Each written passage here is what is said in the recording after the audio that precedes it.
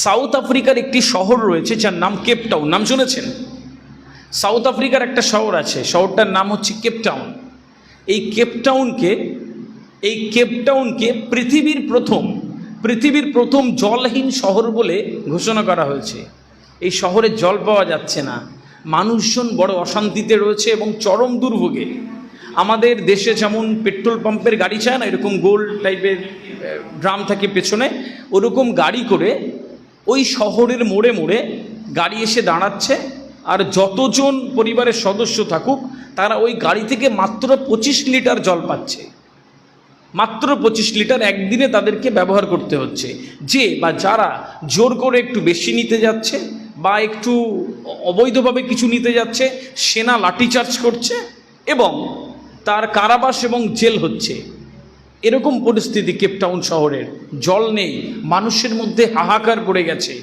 একটু আগে বলছিলাম, কঙ্গো বলে দেশে ছেলেমেয়েরা সকালবেলা উঠে 3-4 মাইল যায়, গিয়ে শুধু জলটা, খাবার জলটা আনবার জন্যে, আবার ফেরত আসে তারা। আবার সকালবেলা উঠে জল আনতেই চায় তারা, 3-4 মাইল হেঁটে জল আনতে যায়, তারপর ফিরে আসে। মানে জলের অবস্থায় আপনি দেখুন, গবেষকরা বলছে কেপটাউনের পরে পৃথিবীর সেকেন্ড জলহীন শহর হতে যাচ্ছে বেঙ্গালুরু, ভারতবর্ষের বেঙ্গালুরু, যেখানে জল পাওয়া যাবে না, যেখানে জল পাওয়া যাচ্ছে না।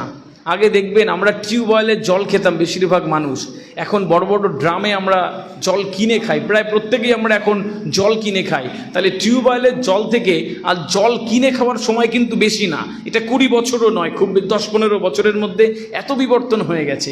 এখানে যাবেন সন্দেশখালি, দেখবেন জলের জন্য লাইন দিয়ে রয়েছে। কলকাতার মধ্যে বিভিন্ন জায়গায় যাবেন, দেখবেন জলের জন্য মারামারি হচ্ছে, লাইন, শুধু পৌরসভা থেকে জল আসছে জল নেবে বলে। বিষয়টা আমি আপনাকে এই কারণে বলবার চেষ্টা করছি যে আমি যখন স্নান করি তখন চেষ্টা করি একটু কম জল খরচ করবার জন্যে। আমি যখন অজু করি তখন চেষ্টা করি একটু কম জল খরচ করার জন্যে। আমি যখন জল ব্যবহার করি তখন পর্যাপ্ত যতটুকু লাগে ততটুকু খরচ করবার চেষ্টা করি। আমি এইটুক ভেবে এইটা চেষ্টা করি যে গবেষকরা জানাচ্ছে যে 2050 সালের মধ্যে পৃথিবীতে জলের জন্য মহাযুদ্ধ হবে। গবেষকরা জানাচ্ছে যে 2050 সালের মধ্যে পৃথিবীতে জলের জন্য মহাযুদ্ধ হবে। 2000 কত সাল? 24 সাল। 2050 সালের মধ্যে পানীয় জলের জন্য মহাযুদ্ধ হবে। আমি এখন একটু জল কম খরচ করে এই কারণে আমার মনে হয় এখন যে খরচটা কম করছি, 2050 সালে আমার সন্তানের কাছে কেউ এসে ওই সময় 1 গ্লাস জল ওকে দেবে, ও যখন পিপাসার্ত হবে, কারণ আমি এখন জলটা কম খরচ করছি। আপনাদেরকে অনুরোধ করে গেলাম, নিচে পারলে এইটুকু মেনটেন করবেন। আর আপনার সামনে যে ছাত্রছাত্রীরা বসে থাকবে তাদেরকেও বলবেন, বাবা ওই কলের ট্যাপটা খুলে ব্রাশ করতে নেই, জলটা ফেলতে নেই, যতটুকুতে স্নান করা চায় অতটুকুতে করো, জল অপচয় করতে নেই, যতটুকুতে অজু করা চায় ততটুকুতে করো।